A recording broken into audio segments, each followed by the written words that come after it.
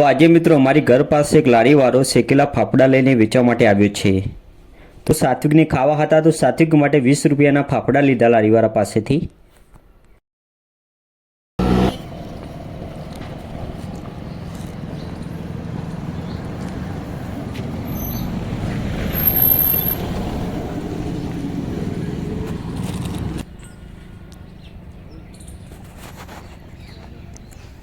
લે